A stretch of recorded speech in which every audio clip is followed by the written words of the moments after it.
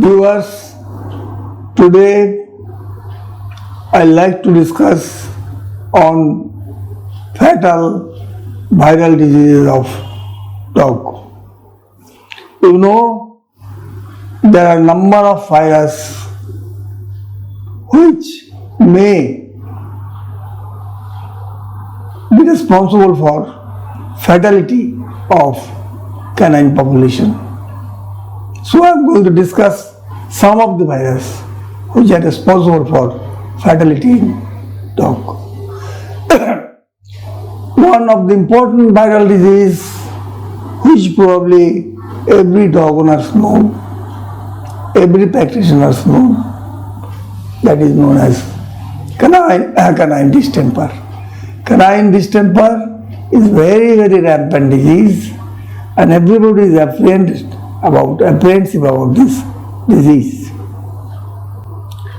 This is a disease which affects all canine families, not only dog, other jackals, raccoons and other canine families also get infected with this disease. And it is a very or highly contagious disease. That means if one is affected, other dog which will be near or in the vicinity, they may also suffer. So we have seen in a village, number of dogs are suffering from, especially street dogs are suffering from canine distemper because it is so contagious in nature. The disease is caused by a virus known as paramyxovirus, and this virus is pantropic in nature. Pantropic means this virus has got the ability to affect more or less all the systems of the dog. That's why we call pantropic. Just like pandemic, we call pantropic because all the organs or all the vital organs of the canine population get affected by this virus. Therefore, we call the virus as pantropic type of virus. And it is a disease of a group of dogs, that is pups. Pups having the age of 3 to 6 months, they mostly suffer. Especially we take less than 1 year, pups which are less than 1 year, they are likely to suffer most. That means it is a disease of a younger age group of dogs. But nowadays, it has also been seen that some older dogs may also suffer from canine distemper. That is known as older dog canine distemper, older aged canine distemper. But maximum is your younger group of dogs, that means pups, they used to suffer having a age range of 3 to 6 months, right, up to 1 year, they suffer most. And virus get entry through droplet infection, airborne, just like our coronavirus. Droplet infection, airborne. That's why the other dogs nearby may also suffer. And virus enter through the respiratory epithelium. Right?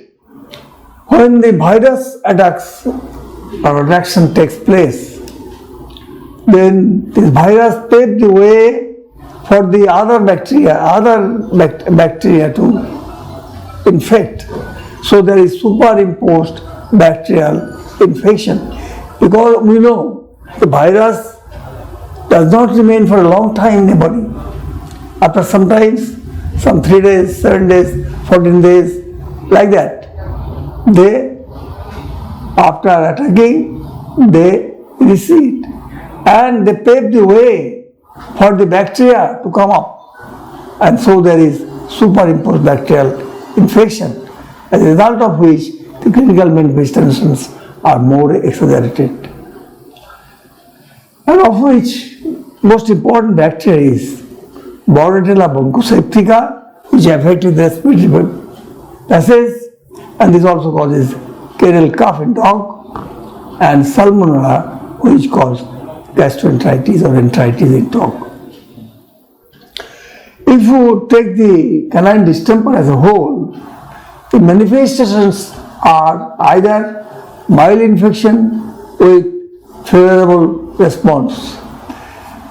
When there is distemper occurs, there is a belief that this is a disease which is irreversible in nature. That means it may not reverse and death is imminent. But some dogs having innate resistance may resent the viral infection and they may survive. And therefore, mild infection with favorable response means that the dog, though affected with distemper, are likely to survive. Then we go for the generalized infection with poor response. Here, generalized means all the vital systems are affected, and therefore, if the respiratory system is affected, there is a respiratory problem. If the digestive system is affected, then digestion or enteritis may occur. So either pneumonia may occur or a pneumonic death or enteric death due to dehydration and pneumonic death due to anoxia. So that may occur. So that's why you could say generalized infection with poor response. And sometimes, it may so happen, infection with nervous complications. Animal may survive, right? In distemper, animal may survive, but there is some nervous manifestations will continue. So long the animal will survive, the nervous manifestations will continue to exist along with the dog. So we call infection with nervous manifestation, right? In generalized cases, which I was discussing now, there is a wide range of clinical signs, which is principally there is either sharp rise of temperature, then there is fall of temperature, again there is a sharp rise of temperature and fall of temperature. So rise and fall. This type of temperature is known as biphasic temperature, which is a very, very important clinical feature in distemper. We call biphasic temperature. And signs which include nasal discharge, nasal pad become dry and cracked, respiratory mucosal damage leads to bronchopneumonia, intestinal mucosal damage leads to inappetence, vomiting, diarrhea, sometimes there may be blood in the diarrheic stool, ocular lesion leads to purulent discharge, and there may be conjunctivitis. In the skin, there may be vesicular exanthema or hyperkeratitis. Food, there is hard pad disease. Food pad is very, very hard. And nervous complication as a result of affection to the spinal cord and brain.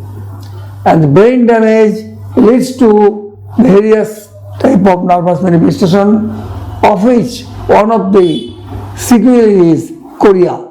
That means dancing. Always there is some movement, right? Movements on certain parts, maybe in the face, maybe legs, right? Anywhere there may be some tremor. So this tremor is very continuous tremor, and this is voluntary, right? This tremor continues.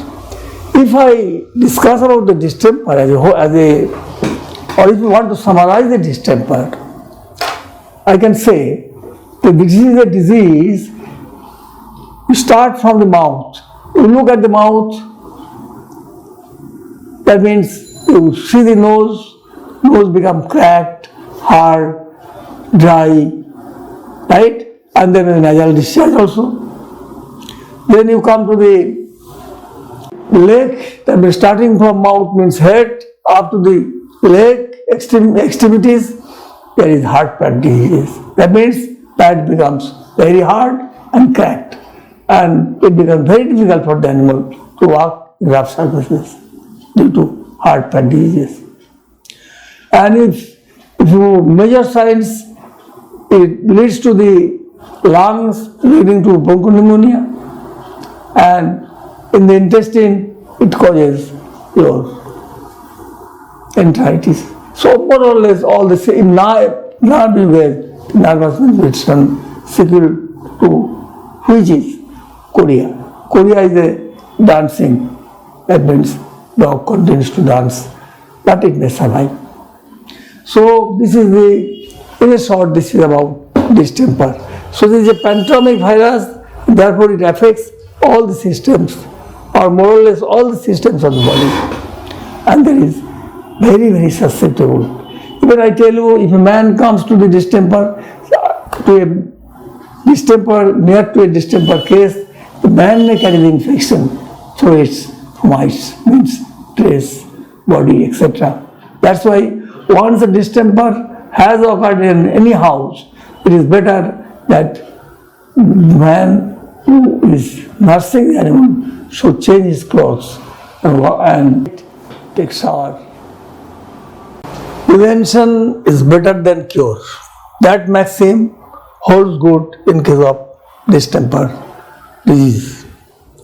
So prevention has to be done with the help of immunization.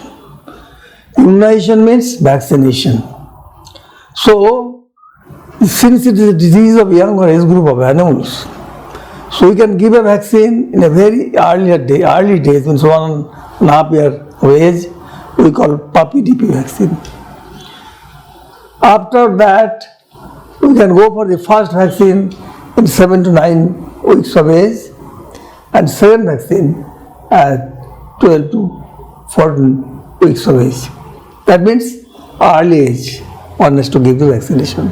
At the same time, one has to keep in mind that bitch or the mother was vaccinated against distemper during mating. If that fellow is vaccinated, so we can wait for some time to receive the maternal antibody. If the maternal antibody does not receive, vaccine will not be effective. That part also we will have to take care of. We will have to ask the owner whether the animal, or that means bitch, prior to mating was given vaccine or not. If it was given vaccination, then we will have to wait for some time until maternal antibody is elicited. But as a general rule, we can give first vaccine at 7 to 9 weeks of age and second vaccine at 12 to 14 years of age. Second vaccine has to be given at 12 to 14 weeks of age. Now, so far the control is concerned, control of most of the viral and bacterial diseases are more or less similar. So, one has to take care of the hygienic aspect, hygiene and biosecurity. Biosecurity and strict hygienic measures and maintenance of physical distance. This physical distance we are maintaining in case of coronavirus infection, which is prevailing throughout the world. That holds good in case of distemper virus also. Because if you come in contact with the virus, if you come in contact with the dog, so you may carry the virus along with you and infect the other animals. So that part is very, very important. Physical distance of the affected from non-affected one is very, very important, and it is mandatory. So in this way, you can control the disease to a great extent, right? So vaccination and control, if you can do meticulously, can prevent the occurrence of the disease in other animals, other dogs, right? That is very important. This is all about your distemper. So distemper, we need not be worried, but we should be very cautious for education of vaccine, right? Vaccine is the answer, just like coronavirus, vaccine is the answer. So if you can provide proper vaccine in proper time, taking into consideration the health status of the animals, right, you can save the animals from distemper diseases. So if you survey, you will find that the pet dogs which are reared by the pet owners